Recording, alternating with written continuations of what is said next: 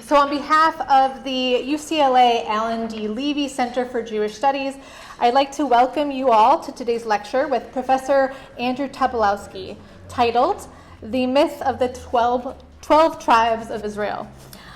This program is part of the Bible in the Ancient World series.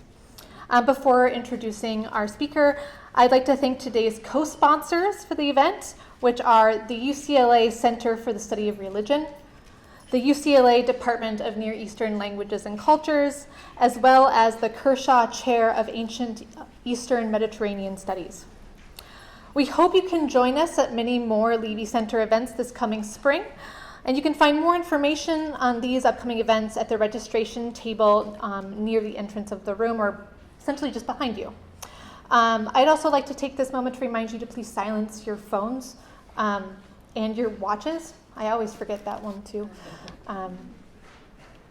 Learned the hard way of how to control the watch. So to introduce our speaker today, I am delighted to introduce my friend and colleague, Professor Andrew Tobolowsky. He is recently been awarded the Robert F. and Sarah Boyd Distinguished Professorship in the Religious Studies Department at the College of William and Mary. He is the author of 3 books. The first, The Sons of Jacob and the Sons of Herakles, with Moore Zebek. And the book this talk will be based on this afternoon, and I have up here if anyone wants to take a look, but please don't take it, The Myth of the 12 Tribes of Jacob. And a third, titled Between Israel and Greece, is forthcoming with Sheffield. Professor Tobolowsky has also written about the 12 tribes traditions for various online outlets, Ancient Jew Review, thetorah.com, Bible Odyssey, the list goes on. He holds a number of important positions for publications and journals, including he's one of our board members for the Currents in Biblical Research. He received his PhD in Hebrew Bible from Brown in 2015, and a little known fact about him is he is also a very distinguished sports author. So please join me today in welcoming Professor Andrew Tobolowsky speak to us today about the 12 tribes of Israel.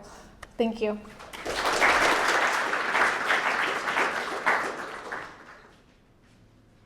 It's always hard to know where to put your water at these things. I'm going to put it over here and hopefully not destroy. You guys can't see the switchboard over here. It looks very impressive. Thanks so much to the Center to Jewish Studies. I was walking around your lovely campus earlier today. I saw a hummingbird, which is great. My son is really into dinosaurs right now. He's like 2. And we watched a show called Gigantosaurus. I know you guys have seen this one. Emmy nominated.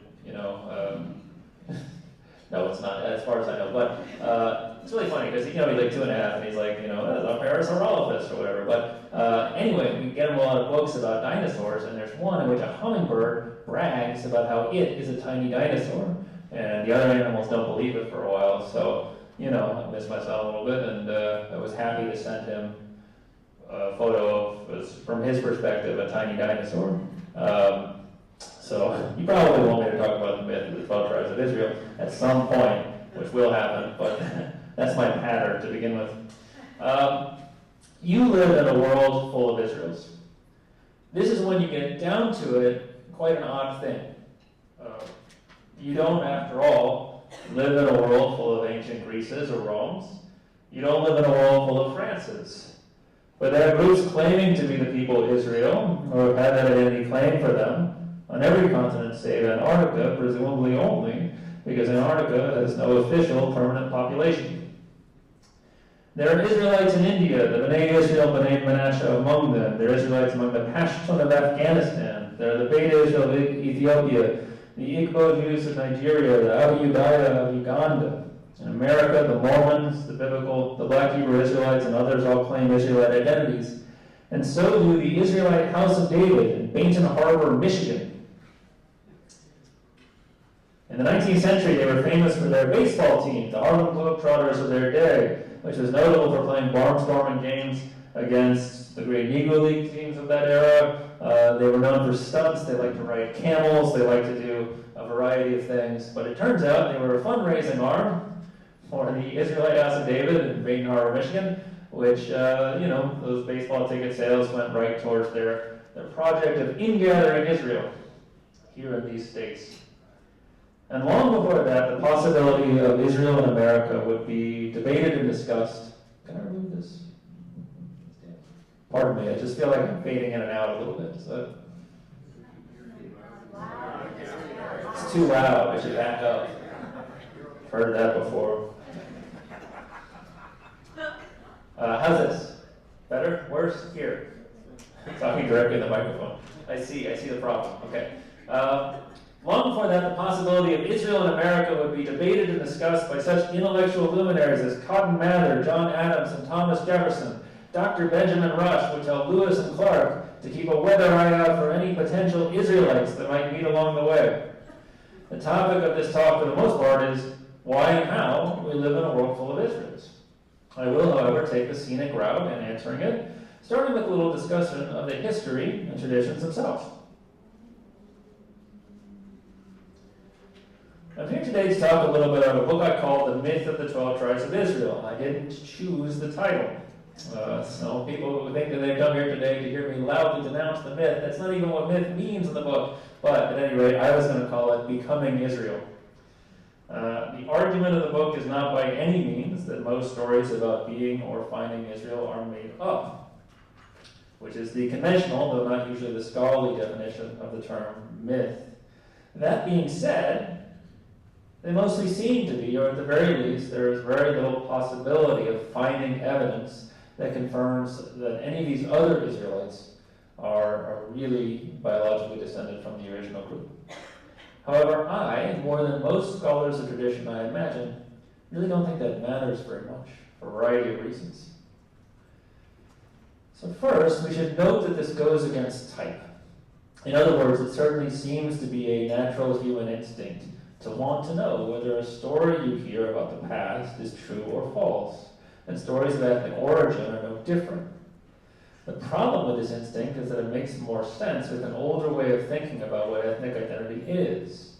In other words, the basic problem is that we used to think that ethnic identities were something you simply inherited, like eye or hair color. We used to think that what makes you French or Irish or Turkish is that once upon a time there was a great French or Irish or Turkish nation that passed down a set of French, Turkish, or Irish characteristics, customs, traditions, and practices, and by virtue of being the biological descendants of these groups, you receive the same. The first thing to say about this idea is that it's newer than you might think. It does seem natural and inevitable now, but it actually emerged in its modern form in the late 18th century and early 19th, especially in the work of Johann Gottfried Herder. We have to specify it because every biblical scholar who lived in this period was named Johann Gottfried.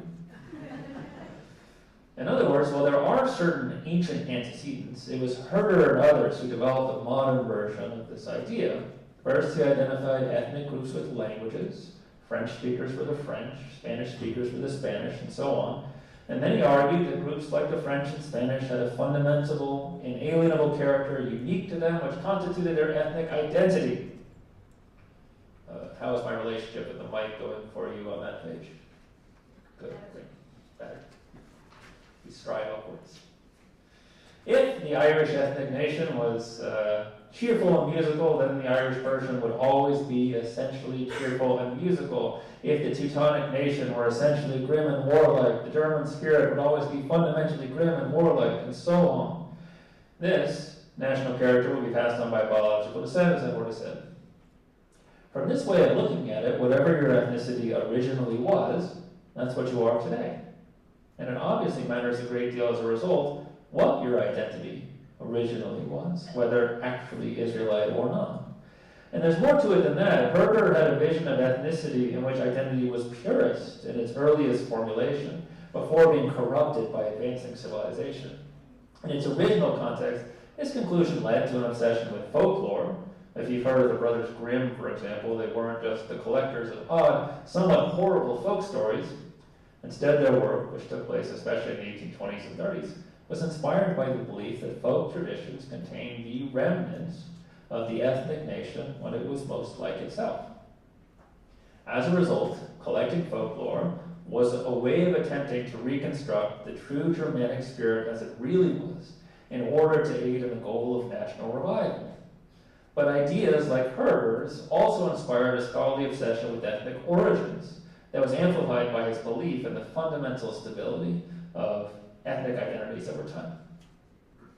In the 20th century, however, you're probably wondering when I'm going to start talking about Israel, but it will happen. In the 20th century, however, scholars gradually realized that ethnic identities are not remotely stable over time, and they noticed a lot of problems with the idea that ethnicity is merely a matter of biological descent. If you felt a certain chill when I was talking about the ethnic German nation and what it was like, there is a good reason for that. The horrors of the Holocaust had a considerable role to play in advancing ethnic theory. It was ideas like hers that led to the conclusion that only people of pure Germanic descent could be German, no matter how long anyone else's ancestors had lived in that region. The combination of these recognitions led to a general reassessment and ultimately to the realization that biological descent had little explanatory power where ethnic constructions are concerned. Let me give you an example. Originally, the Beta Israel of Ethiopia tended to describe themselves as the descendants of a group of Israelites who came to that region in the days of Solomon. In their traditions, Solomon had a son with the Queen of Sheba named Menelik, who grew up in Ethiopia, but came to Israel as a young man and went back with a retinue of Israelites and the Ark of the Covenant. If you've ever heard the Ark of the Covenant is buried in Ethiopia, this is where the story comes from. Few scholars today accept these traditions as historical, but there is still a lively debate about whether the group might descend from a very early Jewish group in that region or not. On the one hand, it wouldn't be surprising the Jewish kingdom of Himyar was right across the Red Sea, for example. On the other hand, there's no real evidence that it happened. Meanwhile, almost every scholar agrees that the familiar form in Beta Israel identity developed a millennium or more later, in the 14th and 15th century CE, especially in opposition to the Christian Solomonic dynasty of Ethiopia, which was founded in the late 13th century and also claimed descent from Menelik and his Israelites. In fact, the Beta Israel's own traditions agree that it was in this era that many of their important practices developed and many of their important liturgical and scriptural texts, even if they claim an origin, an ethnic origin, more than 2,000 years earlier. So really think about it. If we agree that the familiar form of Beta Israel identity formed in the 14th century CE, what difference does it make if it happened to a group that was biologically descended from Jews who arrived in the 1st century CE, Israelites in the 10th century BCE, or a native group that set itself apart from others? What would it tell us as scholars? Mainly, where the idea that they were Israelites originated from. If Israelites came to Ethiopia in the time of Solomon, that's where. If a Jewish group in the Aksum period, that's where. And if neither, as I think is most likely, somewhere else. But regardless, that original idea was so modified by time and chance that it became something new and unexpected, and in many ways unpredictable. And it was adapted to local realities. It was meant to communicate towards local Ethiopian realities. As I will discuss below, it was predominantly shaped in particular by the fact that the Christian Solomonic dynasty of Ethiopia also claims the same descent, so it makes sense in context. All of which means fundamentally that the difference between one and another of the world's Israels is not that one is real and one is fake from an analytical perspective. That can be true in the case that some groups are actually descended biologically from the Israelites and others are not. But since they both keep creating new constructions, new visions of Israelite identity over time, we're always studying how someone changed an inherited identity into something new. In fact, we're even doing that with a group that has no prior history of identifying as Israel becomes Israel, as I put it in the book, like the Mormons between the 1830s and the 1840s. They too have simply created a different version of Israelite identity shaped by the vagaries of a new time and place, and furthermore, it too is repeatedly reshaped by new experiences and realities, which is simply how identity works. So if you, hypothetically of course, wanted to study different versions of Israelite identity, that's what each and every one of these would be, regardless of how long their ancestors had been Israelites. Not surprisingly then, the same basic thing is true in ancient Israel itself, and for more than one reason. First, say that, as the Hebrew Bible claims, ancient Israel formed as a 12-tribe institution bound by biological descent from the 12 sons of the patriarch Jacob. Even so, Israelite identity would presumably have taken on different shape when Israel became a monarchy. Under Saul, David, and Solomon, identities tend to respond to political formations. It would have changed when the kingdom of Israel, but not Judah, was conquered by the Assyrians in 722 BCE. Meanwhile, a fact that we have known for a long time, whose crucial importance has only recently been acknowledged, is that there is an important sense in which the Hebrews Bible's own account of Israel and its history is not technically Israelite at all. Instead, the actual texts were largely composed in Judah, which, in the biblical account, split from Israel after the death of Solomon and had quite a different history. Between the two, there were about 300 years of independent political and cultural activity, including the Assyrian conquest of Israel in 722, before the most productive eras of biblical composition likely began, especially after Judah's own conquest by Babylon in 586 BCE, an event that didn't really disturb the Israelites, who were now living under a new empire, but, new boss, same as the old boss, now starts with a B. It also came after the community of Judahites who returned from this exile, which certainly wasn't all of them, got to work, and these returnees do not seem, as a rule, to have been too friendly with a community of Judahites who were never exiled. Part of my project then was to argue that because ethnicity is fluid rather than stable, studying its fluidity over time in different American or African or European contexts is not so different from studying the history of Israelite identity in Israel and Judah themselves. Part of it was to point out that Judahite authors and editors were doing the same thing with inherited traditions about Israel and its past, as all of the other groups in this book were doing elsewhere and later on. It doesn't mean you have to have a value judgment of them as being fundamentally the same, but analytically, they are believing themselves to be Israelites as much. They're building Israelite identities from the same traditions, and there's certain complications in thinking of any of them simply as the original Israelites. There have been a few studies that deal with lost tribe stories that are pretty good in recent years. Zvi Ben-Dor Benite's The 10 Lost Tribes is one. Judah Parfet's The Lost Tribes of Israel, The History of a Myth is another. But both either leave the Hebrew Bible out of the account or treat it as the sort of neutral basis from which other Israels were built, rather than a similar kind of Israel building. In plainer terms, they treated the biblical vision of Israel as not constructed because it did not have to be, because it was real, and later visions as constructed by individuals in historical context because they had to be. But even the biblical vision of Israelite identity is technically, as I say, a version created somewhere else, Judah, then ancient Israel, and somewhere after the heyday of ancient Israel, and it deserves to be in this conversation so we can understand it better as an act of identity making. Above all, however, I thought that if we wanted to study how Israelite identity is constructed anywhere, even ancient Israel itself, we could use the boost provided by studying how Israelite identities are constructed everywhere, using the same basic traditions in different ways to different ends. The way I put it in the book was this: every single Israel known to the world built a bridge across a kind of gap between themselves and the earliest ancient Israel. And there's a gap even in the biblical account. So there must be a bridge here. And if we want to understand how bridges are built, then we have to open our gaze. Now we'll take a drink from the water. There is a big switchboard here. Don't be too nervous. I've had water plenty of times in my life. I hope it's going to work out.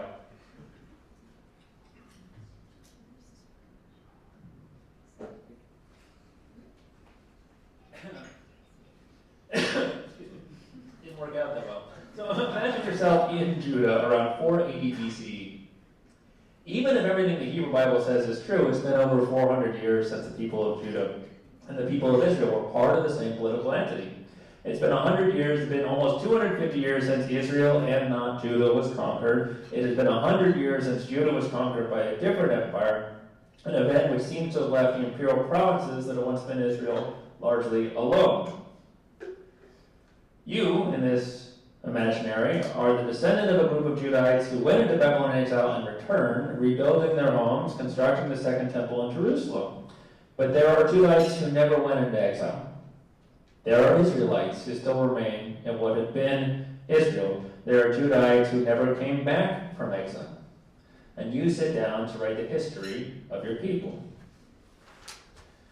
One thing we can say above all at this point is that you have some choices to make, even if your ancestors and the ancestors of the Israelites were the same group, which is likely enough. The various wars that seem to have occurred between Israel and Judah, the differences between them and their historical experience, might inspire you to emphasize the importance of Judah as Judah and de-emphasize the importance of Judah as Israel.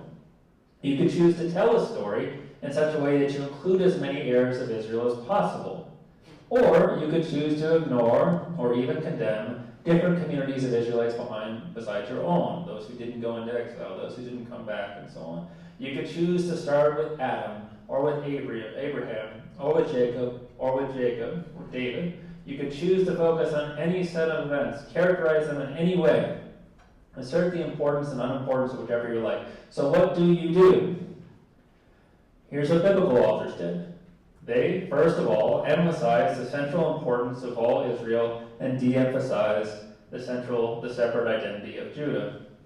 The tribal ancestors are born in Genesis 29, and there's no real emphasis on Judah as opposed to the tribes that would ultimately be part of Israel instead. There are full lists of the 12 tribes of Israel in Genesis 49, Exodus 1, Numbers 1. In fact, there are 8 in the book of Numbers alone. It's part of how I got the name. Blessing the tribes is the last thing Jacob does before he dies, and the last thing Moses does before he dies. It's obviously a dangerous thing to do. Joshua 13 through 19 describes in painstaking detail the borders of each tribal territory after the Israelite conquest of Canaan. The books of Chronicles start with a 9 chapters long genealogy that recapitulates the entire history of Israel in the form of a tribal genealogy. When David becomes king, it is king of all the tribes of Israel who come to him in Hebron to make their submission. When the kingdom of David and Solomon splits into Israel and Judah, this too is described in tribal terms. 10 for the kingdom of Israel under the general Jeroboam, 2 for the new kingdom of Judah. If you try to do the math, it's a lot harder than it looks. Got an article about it somewhere. I think Jeremy published it. Here's what else biblical authors do. For one thing, there's 14 tribes in the Bible, let's just say it. So like Ephraim and Manasseh are sometimes counted as tribes, and Joseph and Levi are sometimes counted as tribes. So there are 14 to 12 tribes of Israel. It's a real math. I didn't get into this for the math. I got into this, the last time I took math was in the 11th grade, to be honest with you. Here's what else biblical authors do. Like something out of one of the murder podcasts that I understand people are really into now, they systematically get rid of the rest of Israel. The Assyrian conquest of Israel is described in 2 Kings 17, and in it, the consequences are greatly exaggerated. According to this text, all of the tribes that lived in Israel rather than Judah were taken away into Assyrian exile and replaced by foreign peoples brought from Assyria. That's not true. There were deportations, but lots and lots of Israelites were left behind. The story also tells us that all of Judah went into exile out of its land. That's not true. After the Babylonian conquest, a great many Judahites remained in Judah. The texts in Ezra and Nehemiah describe the return from Babylonian exile, never explicitly mention the Judahites who they encounter still living in what had been Judah, and never have anything to say about all the Judahites who never came back. They settled down in diaspora and made names for themselves. We do have records for them, not in the Hebrew Bible. We know about communities of Judahites, for example, who settled in Egypt on the island of Elephantine and even built for themselves a temple of Yahweh, which was destroyed for reasons these guys can handle better than I can.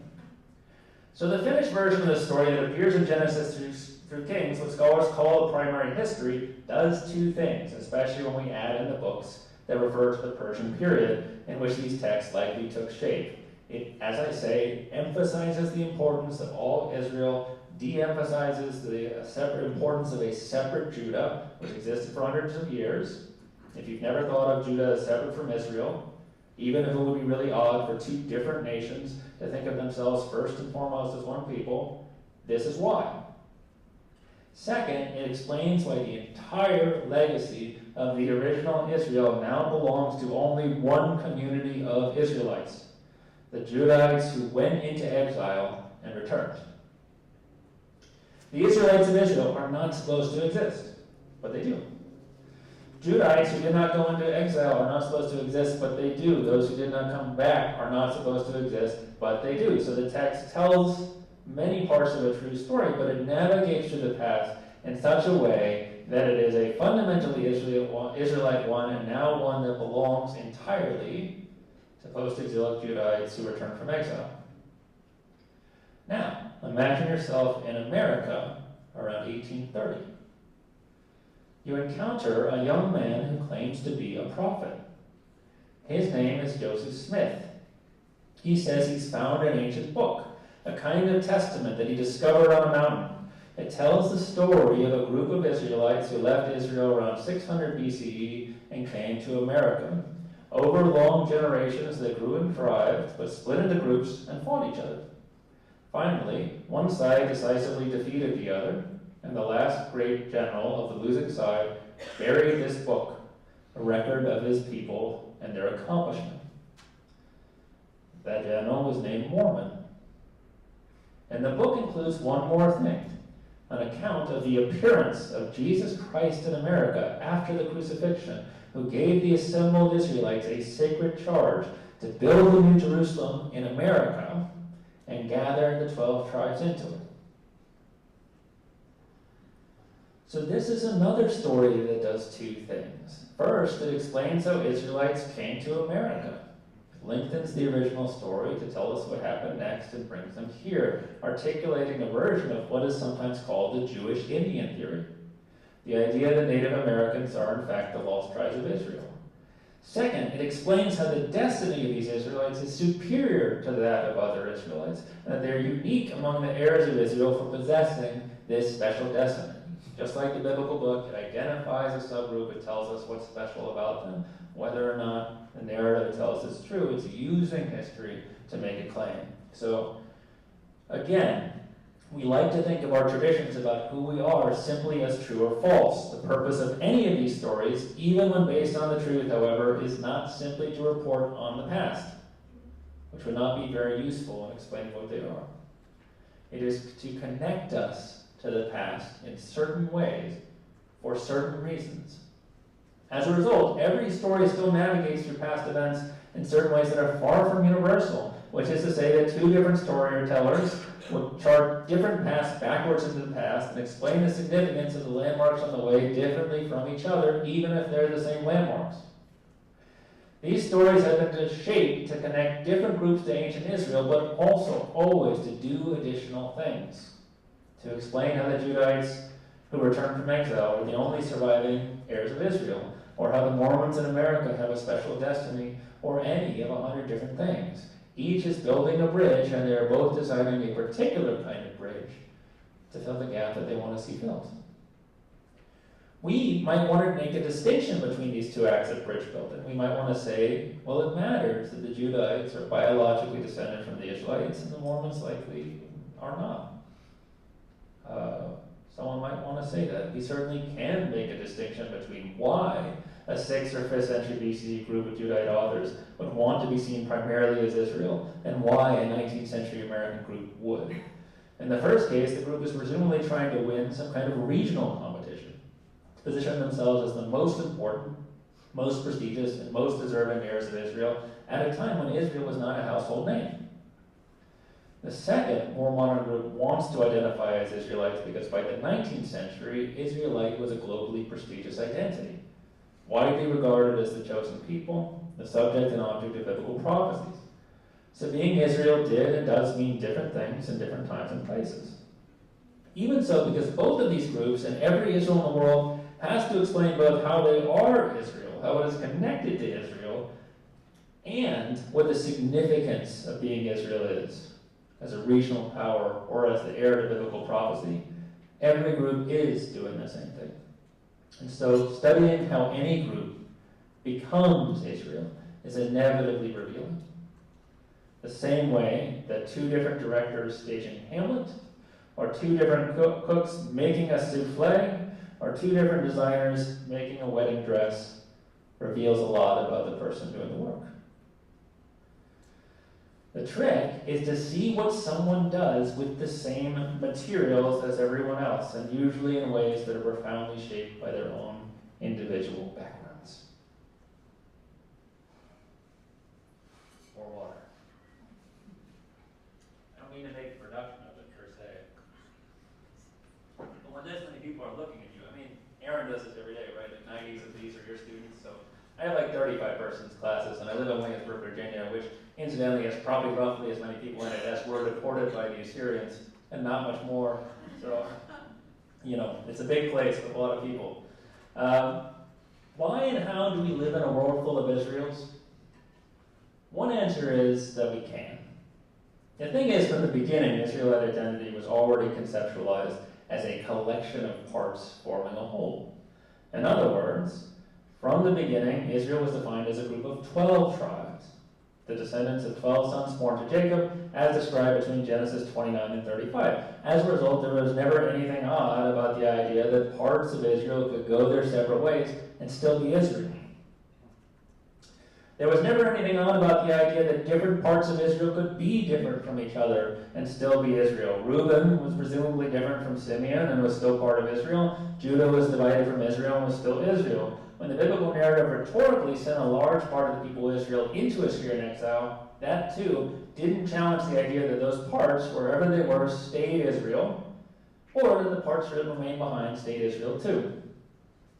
Indeed, the idea that there could be many parts of Israel in the world at the same time helped to do what Arad Malkan has referred to as particularizing traditions. Basically, the fact that both Reuben and Simeon were parts of Israel, but also individual, meant that someone could explain what made Reuben different from Simeon, particular, without jeopardizing their claim to being Israel. I feel like that's a later slide. I'll just hang out here. Malcolm was talking essentially about the way that different ancient Greek groups claimed descent from the heroes of the Trojan War in order to connect their foundations to the most prestigious of past events. What we're dealing with here is essentially a modern, much more global version of the same phenomenon. We all want to be connected to an august past and explain our prestige and importance, and the 12 tribes tradition offers a lot of ways of doing that. So all anyone has to do to be Israel is explain how some part of already partitioned Israel got from there to somewhere else and became something else. As I put in the book, strange as it may seem, it is not really any more difficult to explain how a part of Israel ended up with Jerusalem and the biblical Torah than it is to explain how another ended up with the Book of Mormon and the hill Cumorah, the mountain upon which Joseph Smith Jr. discovered the golden place. And as the partition structure of Israelite identity is what allows the same tradition to explain at once how both Judahites and Israelites are Israelites, despite different histories, political structures, and destinies, it also is what explains how conceptual all Israel survived not just its division between Israel and Assyria, Judah and Babylon, and the wider Near Eastern Mediterranean worlds. In later days, the exact same features of the exact same tradition would explain how very different peoples all around the world could still be part of the one and only Israel across oceans and continents and great gulfs of time. Here we can turn to some examples of how different groups first laid hold of an Israelite identity that made it their own. When, for example, I was writing a chapter on Mormon claims to Israel, what I was most struck by was how many of the roots were already in place before Mormonism even existed.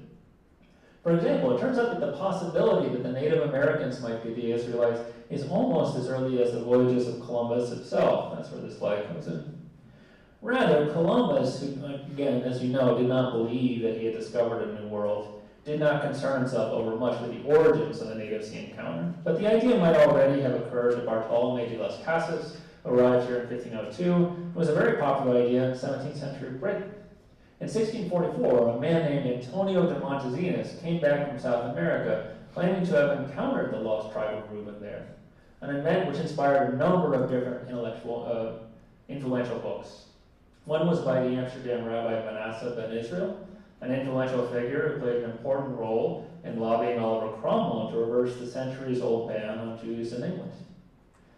But he was also in conversation with certain British Puritans, notably John Dury and Thomas Thorogood, who not only embraced the Jewish Indian theory, but believed that Britain too might be the new Israel, especially Puritan Britain. Ben Israel's book was published in 1650, the same year that Thomas Thorogood's Jews in America, with an I, would appear. Perhaps obviously, most early Mormons were the descendants of British immigrants. Meanwhile, in upstate New York, where the young Joseph Smith would grow up, was alive in the early 19th century with what scholars call new religious movements. Charles Grandison Finney, the father of modern revivalism and future president of Oberlin College, gave his most famous speech in Rochester, New York, in the exact same year the Book of Mormon was published, not 25 miles away. Nearby Dresden, New York, would become in 844 the site of the so-called Great Disappointment, where William Miller's prediction of the imminence of the Second Coming would fail to come to pass. One of the most interesting groups in the region was the Society of Universal Friends, who set up their headquarters in Jerusalem, New York, in the 1790s. They were led by Jemima Wilkinson, born in Rhode Island in 1752. In 1776, Wilkinson suffered a fever and awoke claiming that Jemima Wilkinson had died, and in her place was a genderless spirit known as the Public Universal Friend. The Friend died in 1819, but the group hung on for a while longer. And there were Shakers, and there were all kinds of other things in the area. Meanwhile, the exact region that Smith grew up in had a number of native mounds, likely burial mounds where artifacts would sometimes be found. Indeed, it was already common for locals to speculate that they were produced by an ancient advanced civilization and were the ancestors of modern natives. Some were even already arguing, we have speculations in Palmyra area newspapers in 1818 and 1823, that these discoveries were, quote, evidence of a titanic ancient battle in the region. In another part of the country, William Henry Harrison himself, 2 years before becoming president for about 5 minutes, wrote an account of the natives of the Ohio Valley, his belief as an old soldier that the famous mounds of the Ohio River region were the defensive fortifications of a group that would later flee south and become the Aztecs.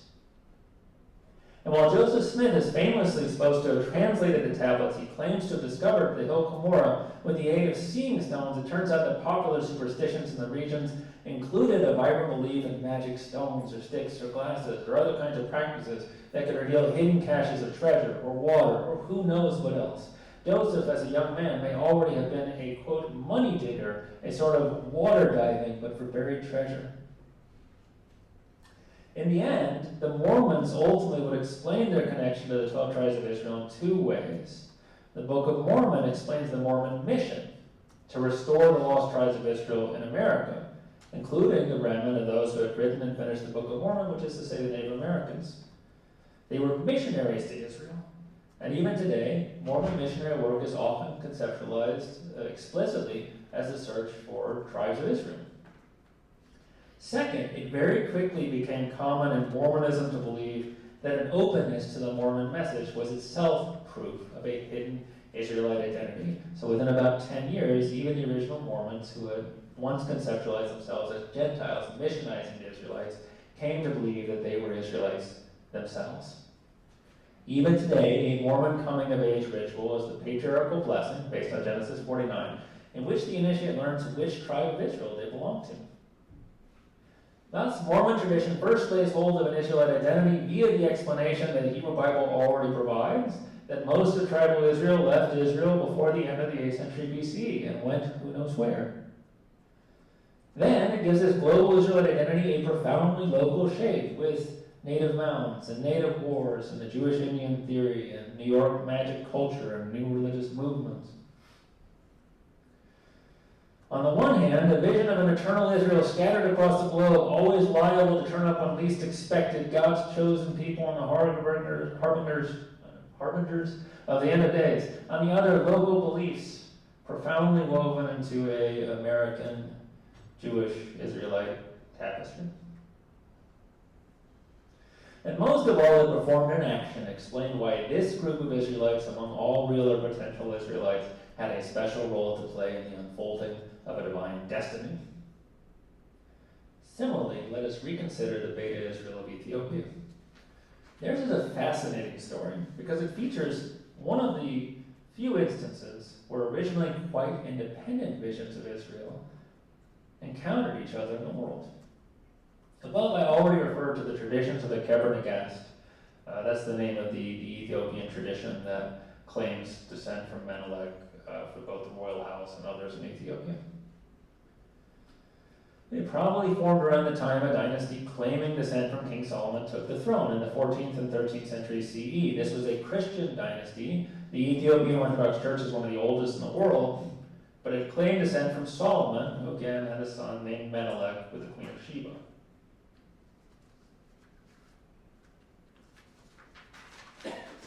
Sorry, so it feels like, this thing is angled this way, and there's like a lot of, so I'm sorry if it seems like I'm sorry also for all the parenthetical comments. It comes naturally to me, for better and profoundly for worse. When James Bruce, the Laird of Kinnaird in Scotland, became the first European we know about in modern times to make contact with the Beta Israel, while searching for the source of the Blue Nile, he found lots of biblical peoples. The Amhara, the Agau, and the Gafat, he said, were peoples who had arrived there from Canaan, escaping from the armies of Joshua long ago. But as for the Beta Israel, the story he told was very nearly the one that's told in the Keber Nagast, except for the fact that they claimed that already in the 4th century CE, 1400 years earlier, their ancestors had stayed true to the Jewish faith, while the rebellious co-religionists had left it behind to become Christians. This story had a lot of value in Ethiopian society as these things go, because again, it positioned the Beta Israel within Ethiopian society as on par with the royal dynasty, and in some ways superior. Today, however, the Beta Israel almost entirely live in Israel, and are perhaps the only group officially recognized by the state of Israel as a lost tribe that ever achieved full recognition by the state. And how that came to be has less to do with the Beta Israel's own traditions, or those of the Solomonic monarchy, or even their own long history of Jewish practice, which is very real. It has to do mainly with an extraordinary historical coincidence. What happened is that in 893, a man calling himself Eldad the Danite, arrived in Kairouan, in what is now Tunisia, presenting himself as a member of the lost tribe of Dan, whom, he said, lived in the land of Cush. The Kairouani Jewish community wasn't so sure, especially because some of Eldad's religious practices struck them as pretty strange, and while in principle, there's nothing very surprising in the possibility that the lost tribes might do things a little differently. In reality, many Jews now and then have believed that the Talmud, which codifies Jewish religious practices, was a distillation of an oral law as old as Moses himself, which is to say, from before the lost tribes got lost. So disturbed by these differences, as I say, the Kairouani Jews did what anyone would do, and they brought in an expert. In those days, the preeminent experts in the Jewish world were the heads or gaons of the great Jewish academies at Sura and Pombedita. The Kairouanis wrote to the Gaon of Sura with an account of Eldad's practices, which survives today as the ritual of Eldad Hatani. They asked him what he made of it. The Gaon responded essentially that it seemed fine to him, and as a result, that he believed officially that the lost tribe of Dan were still fit to be considered part of the Jewish people. And that from that point on, it was the official belief in the normative Jewish world that the lost tribe of Dan lived in the land of Cush, which historically had long been identified with Ethiopia. At the same time, remember, it is very likely that the Beta Israel themselves did not yet exist. Certainly, the Solomonic monarchy did not. But in the 16th century, this rabbinic ruling was applied to an actual Beta Israel for the first time. What happened is that an Egyptian Jew wrote to Rabbi David ben Abi Zimra regarding an enslaved man whom he had purchased at the Cairo slave market. The enslaved man claimed, surprisingly, to be an Israelite, and citing biblical prohibitions, he wanted to know if he had to set him free. Rabbi David said that he must be free, explicitly citing the Gaon of Sura's earlier view that those who have come from the land of Cush are without doubt of the tribe of Dan. And finally, in 1973, when Avad Yosef, chief Sephardic rabbi of Israel, became the first major rabbinic authority in Israel, that decreed that the Beta Israel should indeed be regarded as full members of the Jewish people. This too was because, as he put it, quote, "There is no doubt that the aforementioned authorities who ruled that they are of the tribe of Dan carefully investigated and reached this conclusion on the basis of the most reliable testimony and evidence." Again, the Beta Israel had their own traditions in which the tribe of Dan had no special place. That likely didn't exist when Eldad showed up, and Cush itself was a biblical place name long applied to Ethiopia, but that is not the same thing as saying that Cush is always supposed to have been Ethiopia. But what genuinely seems to have happened, as I put it in the book, is, quote, "An Israelite and Jewish identifying people appeared to have developed right where Jewish legend long suspected they lived, long after those suspicions first developed, and quite independently from them. In the end, that suited the Beta Israel just fine for the most part. They couldn't leave in the 1970s. Avad Yosef's ruling came at the same time that the Solomonic monarchy was overthrown, and the succeeding government, the Derg, would not allow them to go. But the deteriorating situation in Ethiopia, especially for the Beta Israel, made it very desirable to get to what had, after all, already always been regarded as the Beta Israel's holy land. In the 1980s and 90s, they succeeded in relocating almost entirely. So we can put it this way. The Beta Israel vision of Israelite identity was like the Mormon vision of Israelite identity, formed not only by but for its native environment. It too took the Bible, especially in this case the account of Solomon's encounter with the Queen of Sheba in 1 Kings 10, and created a vision of Israel that made sense in context, one which connected the group to a community of Israelites that indigenous traditions had long claimed were there, and positioned them vis-a-vis the royal house as a still more prestigious group of Israelites. Over the course of the 19th and 20th century, the community encountered another story of Israelite origins from outside, one that facilitated a desired change, and so they left one Israel and became another. I don't mean to suggest that this happened intentionally, but it is what happened. It is indeed the 12 tribes tradition with its flexible structure that makes it possible for so many groups to claim an Israelite identity at once. It is the fact that the Bible is such an important book that has historically made it desirable and given many options for achieving that end. We learn a lot when we learn to pay attention not to the fact that a group claims Israelite identity, but the particulars of how they do it. The Hebrew Bible's last section. The Hebrew Bible's own traditions about the tribes not only were, but typically are analyzed primarily in their capacity as a reflection of historical reality, despite the fact that we acknowledge that the vast majority were written more than 500 years after a conceivable tribal age. For scholars who don't think they are reflections of historical reality, that typically is what they find interesting about them, that someone came up with the idea at some point.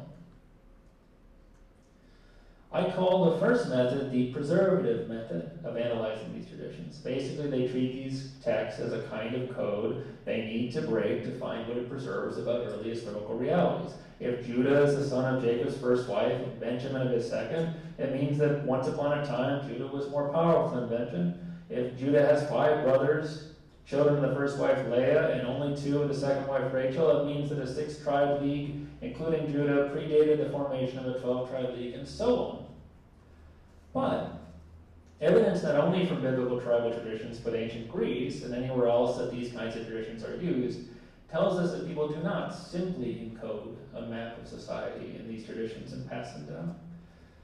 They adapt them constantly for every kind of reason, to claim prestige or some kind of advantage, to justify a war, to make overtures for peace.